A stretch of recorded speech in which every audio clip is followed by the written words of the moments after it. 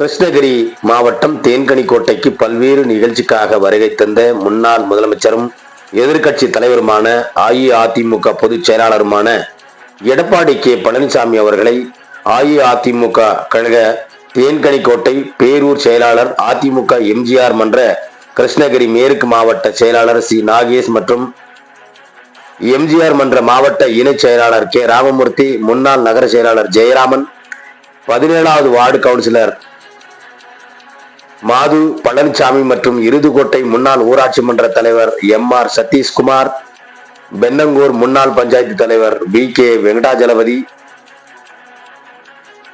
மற்றும் மல்லச்சந்திரம் முன்னாள் ஊராட்சி மன்ற தலைவி KR மஞ்சுளா ஆகியோர் வரவேற்றனர். மற்றும் மாநில, மாவட்ட, ஒன்றிய, பேரூர் கழக நிர்வாகிகள் என பல ஆயிரக்கணக்கானோர் கலந்து கொண்டனர். இந்த நிகழ்வின் போது எதிர்க்கட்சி தலைவர் எடப்பாடி பழனிசாமி அவர்கள் பேசுகையில், 2026ஆம் ஆண்டு அதிமுக மாபெரும் ஓட்டு வித்தியாசத்தில் வெற்றி பெறுவோம். அன்று திமுக ஆட்சியில் செயல்பட்டுள்ள ஊழல்களை எடுத்து காட்டுவோம். இதற்கு ஆதாரங்கள் உள்ளது என அந்த கூட்டத்தின் மத்தியில் பேசினார் என்பதும் குறிப்பிடத்தக்கது. இந்த நிகழ்வின் போது சபாநாயகர் தம்பிதுரை, வேப்பனப்பள்ளி சட்டமன்ற உறுப்பினர் KP முனிசாமி, முன்னாள் அமைச்சருமான இந்நாள் மாவட்ட செயலாளருமான பாலகிருஷ்ண ரெட்டி உட்பட கட்சியின் தொண்டர்கள் என பலர் கலந்து கொண்டனர். முதலமைச்சர் எதிர்த்து என்னங்க நீங்க திண்டுக்கல்ல போய் பாரதிய ஜனதா கட்சியோட கூட்டணி வச்சிருக்கீங்க அப்படின்னு ஒரு முதலமைச்சர் எதிர்க்கட்சி தலைவர் பார்த்து கேட்கிறார். நீங்க தான் 31 வரைக்கும் கூட்டணி நீங்க சொன்னீங்க, எப்படி திடீர்னு கூட்டணி வச்சிருக்கீங்க கேட்கிறான். என்ன பயம் வந்து விட்டது? இது எங்க கட்சி, நாங்க யாருடனாலும் கூட்டணி இருப்போம், அதுக்கு ஏன் ஸ்டாலின் பதறாரு? அவருக்கு அதிமுக பாரதிய ஜனதா கூட்டணி வைத்துடன் அவருக்கு பயம் வந்து விட்டது. தோல்வி பயத்தில் தான் சட்டமன்றத்திலே இருந்து நேரடியா என்னையே பார்த்து கேட்கிறார். சொல்றார், எடப்பாடி பழனிசாமி மதவாத கட்சியோட கைகோர்த்து விட்டார் என்று. இதே திராவிட முன்னேற்ற கழகம் 1999 பாரதிய ஜனதாவுடன் கூட்டணி வைத்தாங்கல்ல. அப்ப பாரதிய ஜனதா கூட்டணி வைத்த பிறகு வெற்றி பெற்று மத்தியிலே மரியாதைக்குரிய திமுக அந்த கூட்டணியில் அங்கம் வைத்திருந்தார்.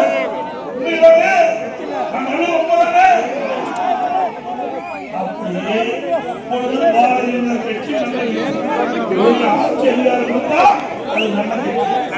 2001 திமுக கூட்டணி வைத்துல, திமுக கூட்டணி வச்சு பாரதிய ஜனதா கூட்டணி வச்சு போட்டிட்டாங்கல்ல. பாரதிய ஜனதா கட்சி நல்ல கட்சி. ஆகாவோகன் குழந்தைய திமுக போய் பாரதிய ஜனதா கூட்டணி வச்சா அவதூறா நியாயமா?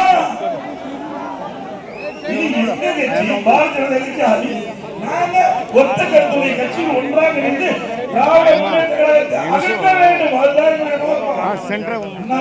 நோக்கம். திராவிட தீய சக்தி திமுக மக்களோட ஆட்சி திமுக நடத்தி கொண்டிருக்கிறது, அதை அகற்ற வேண்டும்.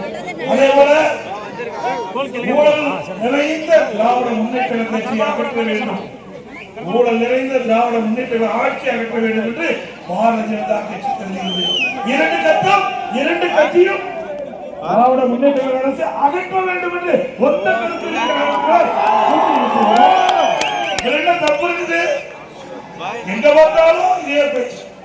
இவங்க பேச முடியலன்னா கூட்டணி கட்சிக்காரங்க பேச, இவங்க கூட்டணி கட்சிக்காரங்களா கூவிட்டு இவங்களோட கூவிட்டு பயம் வந்து விட்டது. ஸ்டாலினுக்கும் கூட்டணி கட்சியில் இருக்கின்றவர்களுக்கு பயம் வந்து விட்டது. தோல்வி பயம் வந்த காரணத்தினால வேண்டும் என்ற திட்டமிட்ட அவதூறு பிரச்சாரத்தை நாள்தோறும் பேசி வருகிறார்கள். சிந்திச்சு பாருங்க, அதிமுக ஆட்சியில் தான் விவசாயிகளுக்கு நிறைய திட்டங்களை கொண்டு வந்து நிறைவேற்றிக்கணும். இங்க கூட நம்முடைய தனி சட்டமன்ற தொகுதி விவசாய பெருமக்கள் நிறைந்த தொகுதி. இந்த விவசாய பெருமக்களுக்கு அனைத்து இந்திய அண்ணா திராவிட முன்னேற்ற கழக ஆட்சியில பல்வேறு திட்டங்களை நாங்கள் செயல்படுத்திக் கொண்டிருக்கிறோம். இந்த பகுதியில காய்கறிகள், பழங்கள், அந்த மலர்கள் அதிகமா உற்பத்தி செய்யக்கூடிய பகுதி இந்த தளி சட்டமன்ற தொகுதி. இந்த பகுதியில் இருக்கிற மக்களுக்கு நல்ல விலை கிடைக்க வேண்டும், அந்த விவசாயிகள் பயன்பெற வேண்டும். விவசாயிகளுக்கு ஏராளமான நன்மைகளை அனைத்து இந்திய அண்ணா திராவிட முன்னேற்ற கழக அரசு செயல்படுகிறது. ஏழை விவசாயி தொடக்க வேளாண் கூட்டுறவு வங்கியில் வாங்கிய பயிர் கடன் 2 முறை தள்ளுபடி செஞ்சிருக்கிறோம். 2 முறை தள்ளுபடி செஞ்சிருக்கிறோம். அம்மா இருக்கிற பொழுது 2016 தள்ளுபடி, 2021 அம்மா அரசாங்கம் இருக்கிற பொழுது மீண்டும் தள்ளுபடி. ஆக ஒரு மாநில அரசு ஒரு 5 ஆண்டில் 2 முறை விவசாயிகளுடைய கடன் தள்ளுபடி செய்யப்பட்ட ஒரே அரசாங்கம் அதிமுக. அதே போல விவசாயிகள் மும்முனை மின்சாரம் 24 மணி நேரம் விவசாயிகள் மின் மோட்டர் இயக்கலாம். இப்போ தடை செஞ்சுட்டாங்க. மும்முனை மின்சாரம் ஷிப்ட் வாரியா தான் கொடுக்குறாங்க. இரவுல மும்முனை மின்சாரம் கொடுத்தா விவசாயிகள் எப்படி அவருக்கு நீர் பாய்ச்ச முடியும்?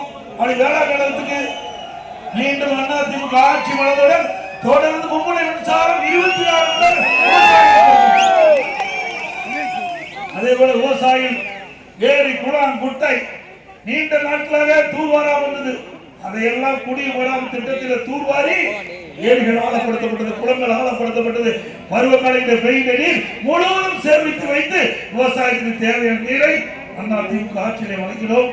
அதே போல அந்த மண்டலம் விவசாயிகளுக்கு இலவசமாக கொடுத்தோம். இப்படி அற்புதமான திட்டம்.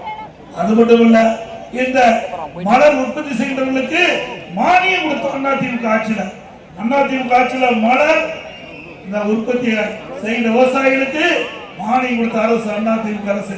அந்த மானியத்தையும் இந்த அரசாங்கம் நிறுத்தப்பட்டு விட்டது.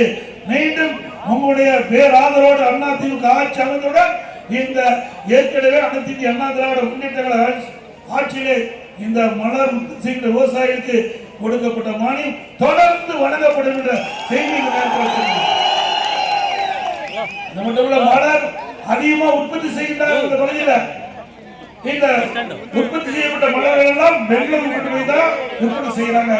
இந்த பகுதியிலேயே விற்பனை செய்ய வேண்டும் என்று அறிவித்தர் பாலகிருஷ்ண ரெட்டி அவர்கள் போன்றவர்கள் கோரிக்கை வைத்த காரணத்தினாலே நம்முடைய ஒசூர்ல சர்வதேச ஏல மையம், சர்வதேச மலர் ஏல மையம் 20 கோடியில் கட்டிக்கணும். 20 கோடியில் கட்டப்பட்டு சட்டமன்றத்தில் பல முறை அண்ணன் கேபி அவர்கள் பேசிய காரணத்தினால ரிப்பன் கட் பண்ணி திறந்து மூடி வச்சிருக்கிறார். என்ன விவசாயிகளுக்கு விவசாயிகள் உற்பத்தி செய்யப்பட்ட மலர்கள் அவருக்கு நியாயமான விலை கிடைக்க வேண்டும் என்ற அடிப்படையில் நம்முடைய மாவட்டத்தில், கிருஷ்ணகிரி மாவட்டத்தில், ஒசூர்ல 20 கோடியில மலர் ஏல மையம், சர்வதேச மலர் ஏல மையத்தை கட்டி கொடுத்தா அதை கூட திறக்கவில்லை. இப்படி விவசாயிகளுக்கு விரோதமாக இருக்கிற அரசு தேவையா? இந்த அரசியல் காழ்ப்புணர்ச்சி தானே. விவசாயிகள் பாவம் செய்யாங்க சொல்லுங்க. எந்த ஆட்சி வந்தாலும் ஒரு திட்டம் மக்களுக்கு பயன்படும், அந்த திட்டத்தை தொடர வேண்டும் அடுத்த அரசாங்கம். அப்பொழுது நல்ல அரசாங்கம். ஆனா திராவிட முன்னேற்ற கழகத்தை பொறுத்த வரைக்கும் அப்படிப்பட்ட எண்ணமே கிடையாது. எப்பொழுதும் விவசாயிகளுக்காக நன்மை செய்த சரித்திரமே கிடையாது. ஆகவேதான் இன்று வரை அந்த ஒசூரில் கட்டப்பட்ட சர்வதேச மலர் ஏல மையத்தை முழுமையாக திறக்காமல் பயன்பாட்டை கொண்டு வராமல் இருக்கின்றார்கள். ஏன்னா அதை கொண்டு வந்திருந்தா நம்முடைய மலர் உற்பத்தியாளர்கள் பெங்களூருக்கு செல்ல வேண்டிய அவசியம் இல்லை. இங்கேயே நம்முடைய சர்வதேச ஏல மையத்தை மலர் ஏல